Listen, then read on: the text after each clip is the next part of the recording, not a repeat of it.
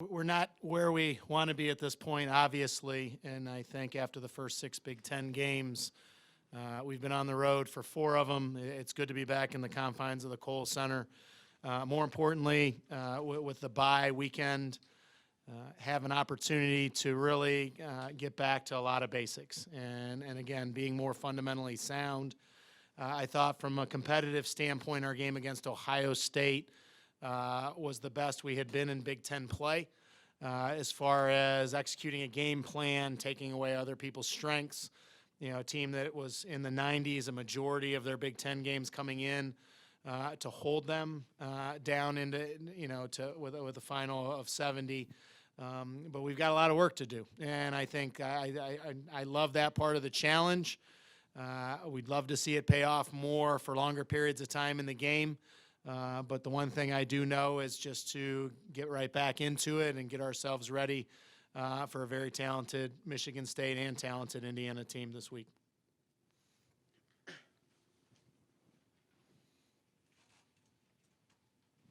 You mentioned the Ohio State game, and I know you guys were able to play solid for a certain amount of time, but then weren't able to sustain it. Were the players, what was your message to the players afterward in terms of, okay, these are what we did well, but we still have to keep going? Well, I think we had 2 really good quarters. You know, we controlled the second and the fourth quarters. They jumped on us quick. It was 14-3. We were able to hold them, for the last 4 minutes to 3 points and chipped away a little bit. Before we even got to the locker room, we talked at the end of the third quarter, and we had talked at halftime of it was 29-28. It was in that position of, that tempo was in our tempo. And, they weren't getting out. At halftime, they didn't have a fast break basket. We'd done a good job, I think, of controlling things on an offensive end to really make them guard for longer periods of time. We reinforced that part. We had a stretch in the third quarter where turnovers, which seems to be our Achilles heel, really hurt us again. And we talked at the end of the third quarter that we really had 2 choices. We could play the best fourth quarter, stay with that part of things, continue to chip away, take better care of the ball, get a chance. We kept the same transition defense game plan. And again, that part of getting it to 6 with 1:08 left, I think we talked through the team of being consistent with that. And I was proud of them afterwards because we out-rebounded them. We maintained that part of kept them from ever really getting loose in transition. And we got to the free throw line. So I think trying to build off those positives both during the game and then when we wrap the game up, so as we're moving forward, we can continue to build on those positives and keep, in the areas especially of turnovers and not allowing easy baskets to build on it for upcoming games. You mentioned the turnovers being the Achilles heel. How much of that is individual players, their skill of not being able to value the ball, and also maybe just a group of players just still trying to get together to learn how to play together at this level? I think it's both. We talk all the time on any turnover that involves a pass, it's 2 people involved. And somebody might not throw the best pass. Well, the receiver has that, option to do everything they can just to make sure we maintain possession of the basketball. Some of the, we had a couple turnovers, there's that part to me which everybody has to be better at. And that's no matter how long they've played together or haven't. The speed and the physicality of the game in the Big Ten is at another level. And I think we work on that every day. We work on how we take care of the basketball, how we get open, how we use our bodies, how we use our dribble to go places. And that's not just the guards. I think on cutting some of the ones down are the disciplined ones. We've gotten called for 2 or 3 travels a game, and that's playing low. That's not speeding up. We had 2 illegal screen calls, and both those illegal screen calls, honestly, were more on the person coming off the screen's fault than necessarily the screener.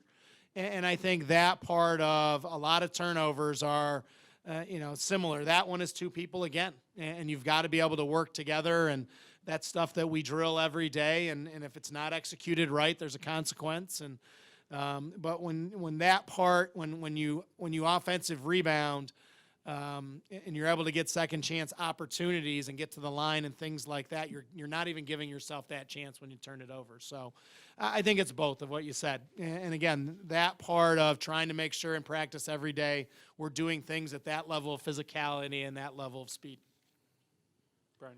Jonathan, how do you get your offense going here a little bit? I know you spoke when you got here that you'd like to play up tempo. Maybe you don't have all the pieces for that, but how do you get the offense going right now? Well, I think we have to, one, we got to the line against Ohio State. I think that part from a confidence standpoint of seeing the ball going in the basket. Right now in transition, we're not at a success rate right now where it makes sense to play so much faster, especially against the competition. To use the analogy, I wasn't about to get in a track meet with Ohio State. It was going to play so much more into their advantage. And I was really proud because I thought we probably executed offensively better in the Ohio State game than we had most of the Big Ten games. And that part is putting people in position where then they are shots that those kids are capable of making. I think we've got to do a better job offensively of when we do offensive rebound of coming away with something. We've seen that in a number of games where we've had more offensive rebounds and we're not getting more second chance points. And I think that part of being undersized inside of getting an offensive rebound in the paint and not taking advantage of getting a spot up three or going right back up and at least getting to the line. We've got to be better in that situation. And, it's not magically overnight all of a sudden we're going to be this great transition team, and I think you hit it on the head. How I want to play and how I think we're best able to play right now are two very different things. Dennis? Ashley Kelsick's had a handful of games here to kind of work her way into things. Always kind of an awkward thing, someone breaking in the middle of the season, and she's had ups and downs. How would you describe her progress and to this point?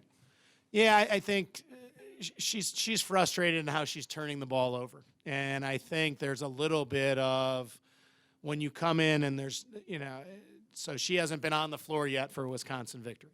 And I think that part of trying to take some of that weight off her shoulders so she doesn't feel like she has to make, a play that's a home run when she touches the ball. To come off a ball screen, which I think she's great at, and it doesn't necessarily have to get to the roller for a layup. And I think at times she is trying to do too much with the ball when a simple play would be really effective. And we watch those with her, and I think that part of using what is her greatest strength, and I think her ability to change speeds, change directions, she's not getting to those parts because at times she's trying to go so fast that she's playing high with the basketball and she travels, or she's all of a sudden there's two people on her and she's to keep her composure to get to that next play. So I'd like to see her more offensive minded. I think that part of she can put pressure on the defense in a very different way than Kendra or Shelley can from the point guard spot, in trying to find that happy medium. I feel like she's been on one side of the equation or the other in the game. She's been to the point where everything's been a shot, or everything's been a pass. And I think she's that part, again, every day in practice, as well as the more games she plays into, to get a better feel of the consistency, how to balance that. Dan?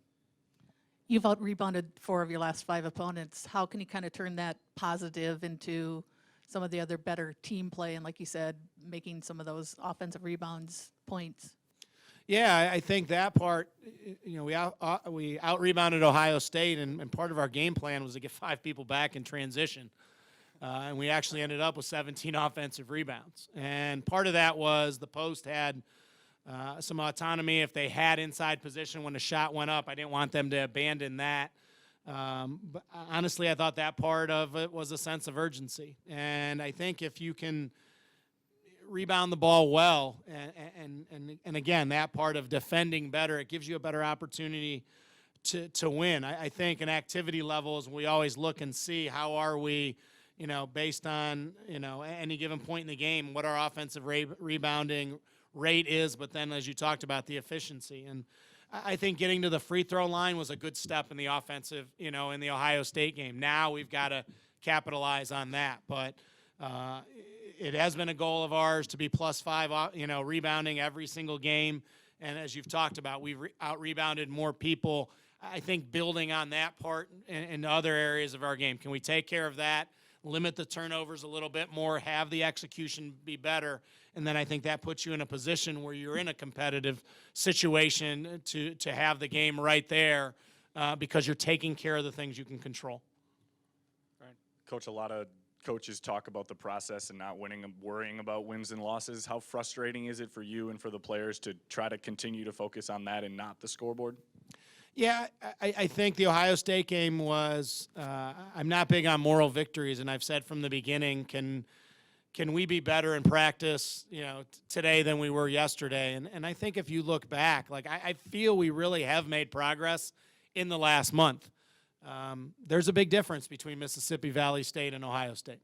And I think that part of you've got to make sure when you're in the Big Ten, you're not allowing the opponents home or away deflate you before the game starts. And I think that part of, with this group, is that understanding of things are going to happen in a game that you can absolutely control, and things are going to happen that you can't control. And some of those things that you can't control, you can't allow that to take away from your intensity, from your effort, from your body language. And I think that leads to your point about the process. And that part of, I am, as much as I know, and we've watched film on Michigan State, and we're going to go through things they do, it's a very delicate balance of making sure our kids are getting better as basketball players individually and together on what we're doing is more important than understanding putting in a specific game plan every single game. We're still going to put one in, but I think because of our youth, because of being the first year and understanding that part of the process,